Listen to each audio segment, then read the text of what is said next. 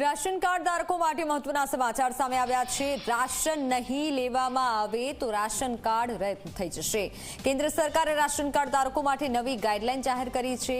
લક્ષિત જાહેર વિતરણ વ્યવસ્થા સુધારા આદેશ 2025ની નોટિફાઈડ કર્યું છે। જે લોકોએ 6 મહિનાથી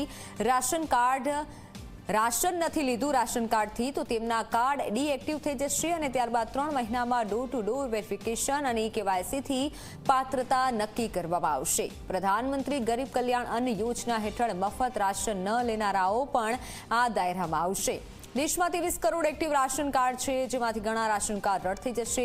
ગ્રાહક બાબતો અને ખાદ્ય અને જાહેર વિતરણ મંત્રાલયના અધિકારીઓના જણાવ્યા પ્રમાણે રાશન કાર્ડની પાત્રતા યાદી દર 5 વર્ષે તપાસવામાં આવશે અને કાર્ડમાં નોંધાયેલા 5 વર્ષથી ઓછી ઉંમરના બાળકો માટે આધાર નંબરનો ઉપયોગ કરવામાં આવશે।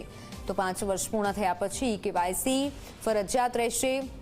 ડબલ એન્ટ્રી ધરાવતા લોકોના કાર્ડ 3 મહિના માટે સસ્પેન્ડ કરવામાં આવશે અને કેવાયસી કરવામાં આવશે। જ્યારે નવા રેશન કાર્ડ પહેલા આવો પહેલા પાવોના ધોરણે બનાવવામાં આવશે। રાજ્યના પોર્ટલ પર વેઇટિંગ લિસ્ટ જાહેર કરવામાં આવશે, એટલે કે 5 વર્ષ પૂર્ણ થયા પછી કેવાયસી ફરજિયાત કરાશે અને જો રાશન લેવું હોય તો રાશન કાર્ડ ફરજિયાત રહેશે અથવા તો રદ કરવામાં આવશે।